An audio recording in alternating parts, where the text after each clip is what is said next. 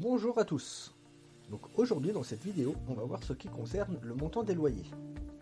Le montant du loyer d'un logement, qu'il soit loué vide ou meublé, est en principe fixé librement par le propriétaire. Sauf exception.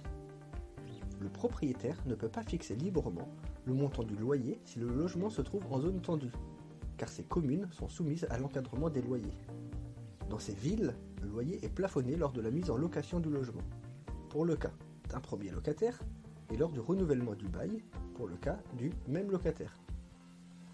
Sur www.service-public.fr, vous trouverez un simulateur, mais le département 17 n'est pas concerné, car il s'agit uniquement des grandes villes, Paris, Lille, Lyon, etc. Le propriétaire d'un logement du secteur privé peut augmenter le loyer une fois par an. C'est une révision annuelle, si le bail le prévoit et qu'une clause de révision le stipule. Si le bail ne contient pas de clause de révision, le montant du loyer doit rester le même pendant toute la durée du bail.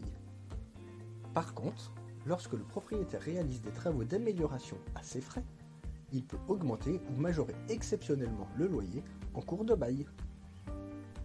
La révision annuelle.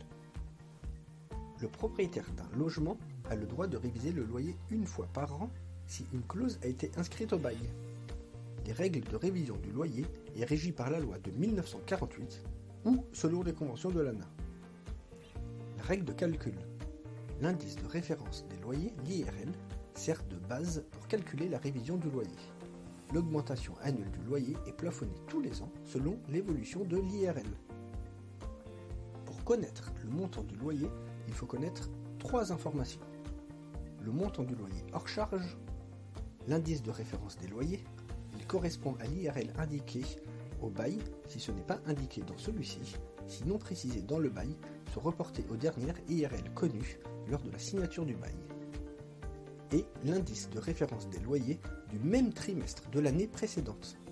Il existe des simulateurs sur www.service-public.fr. Le délai. La révision du loyer peut être faite à partir de la 2e année. La révision du loyer ne peut pas être rétroactive sur plusieurs années, mais seulement à partir de la date de la demande. Lorsque le délai d'1 an est écoulé, la révision non appliquée est perdue pour le propriétaire. La contestation. En cas d'erreur de calcul, le locataire peut contester l'augmentation fixée par son propriétaire. Une mise en demeure est donc possible. Il est conseillé au locataire d'adresser au propriétaire un courrier en recommandé avec accusé de réception. Created using Powtoon.